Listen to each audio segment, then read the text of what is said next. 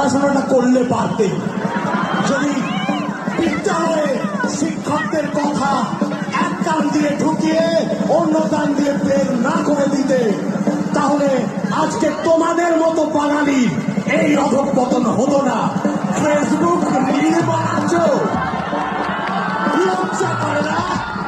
আমি দাঁড়িয়ে আছি এই স্টেজে, দেখে নে তোরা। আমি দাঁড়িয়ে আছি, আমি দাঁড়িয়ে থাকবো। যদি সম্ভব হয় এই স্টেজে উঠে আমাকে নামিয়ে দেখা। পারবি? পারবি না, ঢিল্লি কর।